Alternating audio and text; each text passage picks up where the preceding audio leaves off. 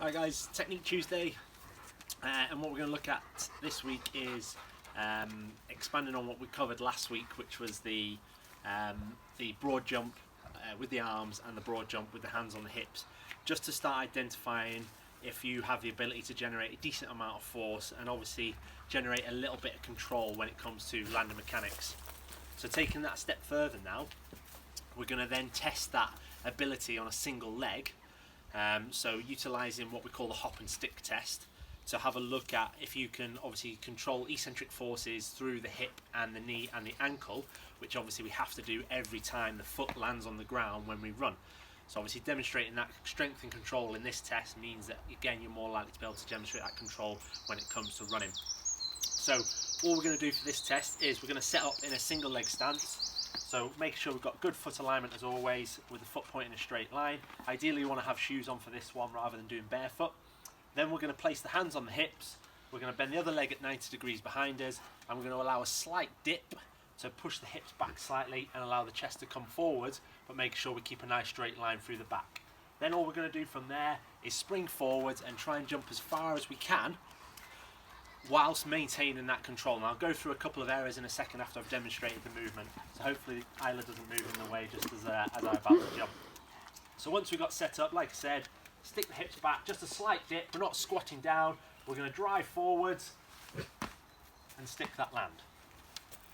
So the key is to look out for us as we land, we should be able to pause in that land position, making sure we come to a dead stop, and then looking at other points of performance. So the first one is from the front. As we land, do we exhibit any excessive movement from the knee, the hip or the ankle, or do we come out of alignment with the pelvis? So as we land, does it look like this? So you can see we've got that nice straight line, pelvis is in line, or do we start doing this as we land and letting the knee collapse in and the ankle collapse in and maybe even shift the weight into the inside of the foot? Or as we land, do we have to twist the pelvis to allow us to balance? If we're doing any of those elements, then you're probably looking at some sort of glute abductor stability. So that's where we then resort back to things like banded walks, glute bridges, all the glute training and stuff that we've gone through over the 30-day movements in the group. So start having a look at those if you aren't already. Then from the side, we want to look at our posture.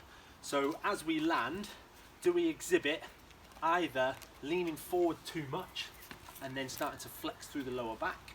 If we do, then chances are we tend to be a little bit more hip dominant or hamstring and glute dominant, and we're lacking a little bit of strength in the quads. So then we need to address that through things like lunges and split squats, all right, and maybe less things like deadlifts and single leg deadlifts.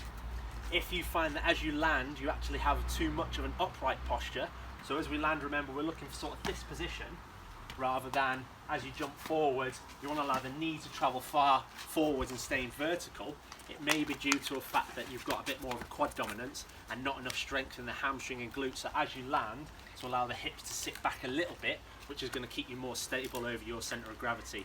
So depending on where your posture looks will also determine whether or not you've got that quad or hip dominance or glute or hamstring dominance. So again, obviously then you just do the opposite movements to help address that.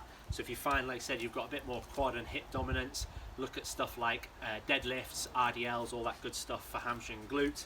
If it's the opposite way around, then like I said, look at things like split squats and step ups, or pistol squats especially for those quadriceps, and obviously bring the strength up of that. If you find that as you land you've got a good neutral spine but you're starting to slouch a little bit through the shoulders, so as you land you may find that this happens, okay, then again obviously we're looking at then strength of the postural muscles. So in terms of that, all we need to do is just do lots more rowing, so one arm rows, barbell rows, ring rows, pull-ups, as well as doing maybe some exercise to target stuff like the traps and the rhomboids, so things like band pull apart and banded face pulls, just to help alleviate a little bit of that strength in terms of posture. So have a go at that. If you really struggle in general to stick the landing, just in terms of that balance, then obviously still use the single leg balance progressions we've talked about before. So starting off, remember, just leg out to the front, bringing it higher up, eyes closed, head up, all that good stuff, and also look at that contralateral loading. So remember, holding the kettlebell in the opposite hand to the standing leg. Also then start incorporating those kettlebell swaps to obviously then challenge stability into supination and pronation, which will then help build a little bit more strength and stability in those areas. The final thing I want you to think about as well to help with this movement and help get better at stabilising that eccentric strength is literally changing it from a horizontal jump to a vertical jump. So we can start to utilise the arms to begin with to help get a little bit of acceleration, but again we can start to do that stick and land. So just like we did with the broad jumps, we can start two-footed.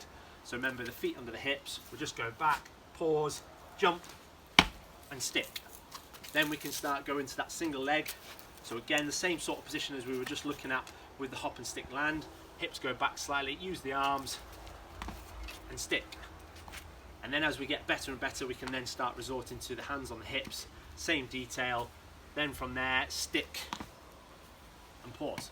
Again, just focusing on keeping the alignment through the hips, knees and ankles, building the height up, building the confidence up, and then coming back and retesting based on those faults that you may have identified, and obviously addressing the problems over a period of weeks, and then retest periodically like we should always do. Any questions at all, guys, just give me a shout. And like I said, have a go. Do at least 3 attempts on each side, because again you want to notice that balance between left and right as well. So you may find that one side's really good and one side's maybe a little bit weaker, or like I said, you start to exhibit some of those faults we talked about. So again, that's where you need to then incorporate some more single leg training, addressing that weaker side, focusing on the elements we've just discussed before.